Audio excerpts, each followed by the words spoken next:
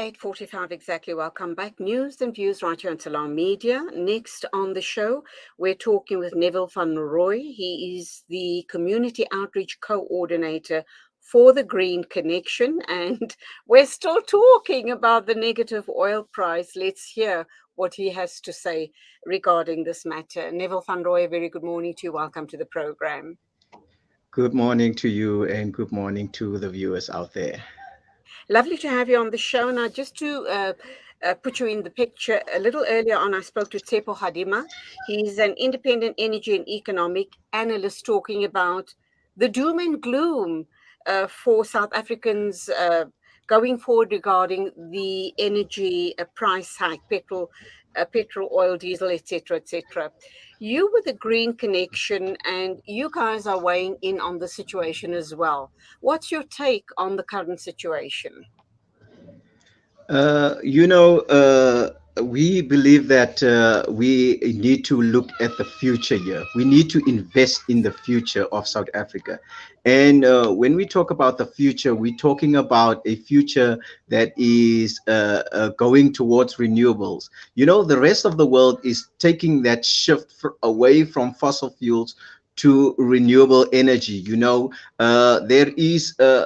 need to invest in the future of our country in looking at possible transport possibilities like electric vehicles.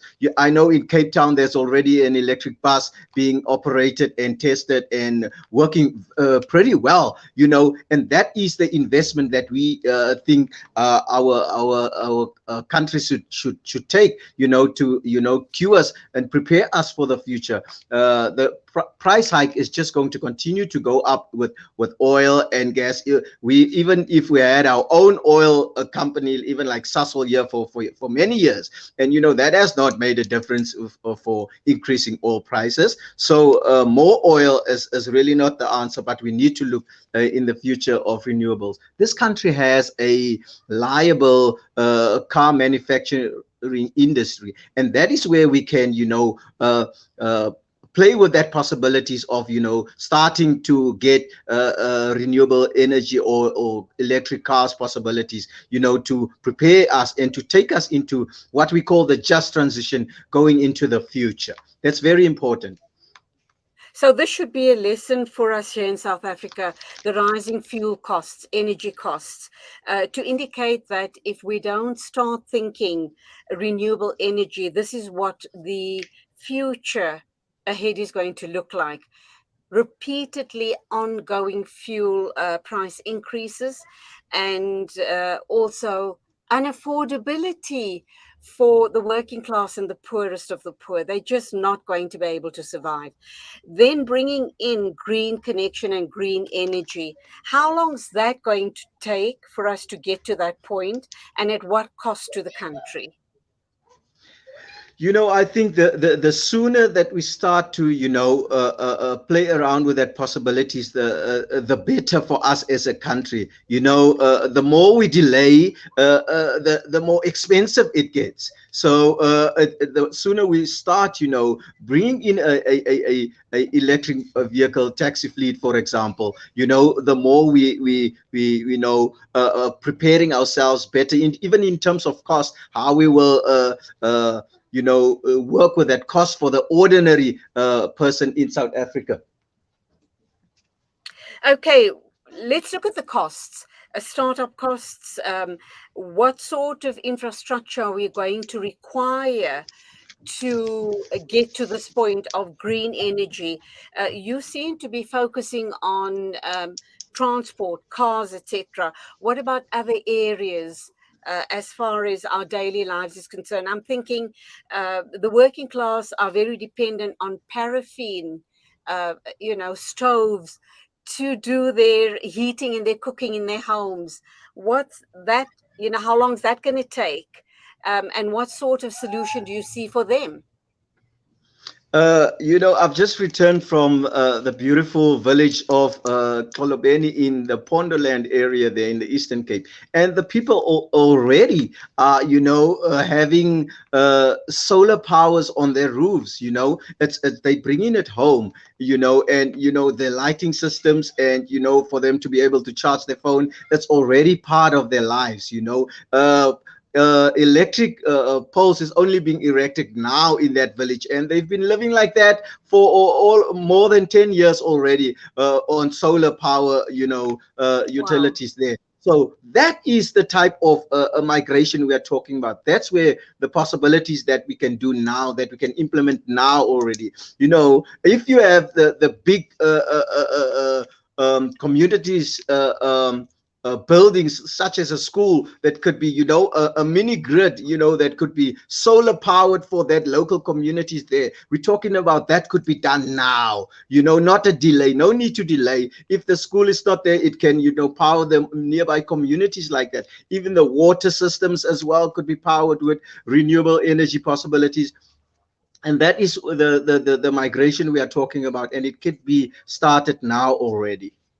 Okay, so Neville, we're talking about small areas, we're talking about townships, we're talking about rural areas where they can go the solar power route and start implementing clean energy. But we do know that solar power does come as a cost, startup costs, panels, etc., etc. Is there a government fund available for that, or are there green bodies like the Green Connection that can help these smaller communities and rural communities with their startup operations? There are lots of organizations, and the migration needs to happen now, as I say. And we're talking about climate friendly solutions that we want to implement.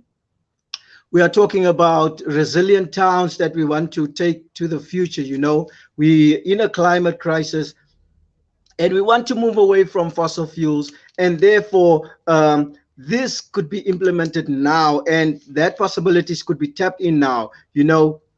Many of our communities, are already, experimenting with different types. And you're talking about the cost of renewable energy. We are also educating our people. If you can, you get a thing that is high on electricity, you can easily also just invest in something that's renewable, that's taking you into the future. Those are the information and awareness that you need to create for people as well, to prepare them for the long term. Okay, so let's look at costs and bodies that can support them, because we're wanting to move people away from fossil fuels. What is companies like the Green Connection doing? You've got to make it, you've got to create the awareness, you've got to make it attractive, you've got to make it affordable.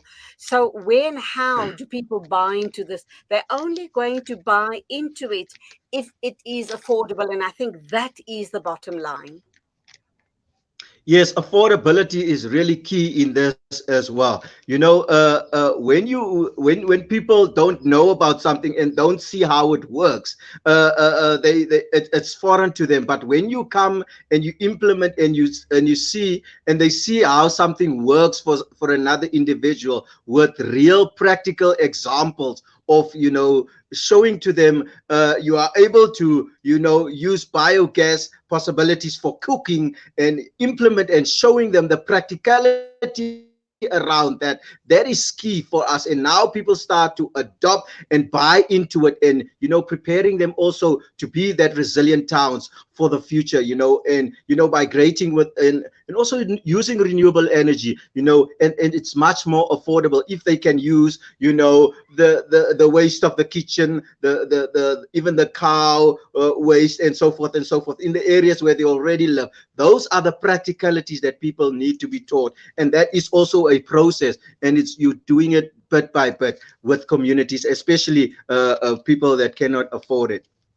Finally, we all want to move to cleaner energy. We want to move away from fossil fuels, but we're now being told that Eskom is talking about penalizing people who are going the solar route. So you're already reeling from the startup cost of solar energy, and then you're hearing that you're going to be penalized or taxed if you go the solar power route. So we're stuck here in the middle between a rock and a hard place. Yeah, I think the voice of the people, we in a democratic country, and therefore the people, or especially the marginalized people, we are definitely going to raise our voice, and we should not underestimate people power for this. We cannot be charged for the sun that is shining on all of us. I mean, come on now. We can make our own choices, and our own choices to have a light in our house, or bread on our table. We could make that wise choices, and definitely renewable energy is a wise choice, and we should not be taxed for that. Okay, I do hope that Green Connection is embarking on a major campaign, not only in the Eastern and Western Cape, but throughout the country. I think we really need to educate people on the right way to be going, because if not, we're definitely not going to be able to, afford the continuous price hikes, the gas, fuel, and other price hikes going forward. Thank you for talking to us. Until the next time, as always, go well. Thank you so much for your time. Thank you so much. It is exactly 8:56 a.m. This is News and Views right here on Salam Media. In a minute or two, we'll be joined by Zinat Umar to share her story, an absolute heartbreaking story, heart-wrenching story about her little son. He's almost 3 years old. His name is Muhammad Kian, and let's collectively as a community listen to the story and then rally together and see how we can and should be helping this family.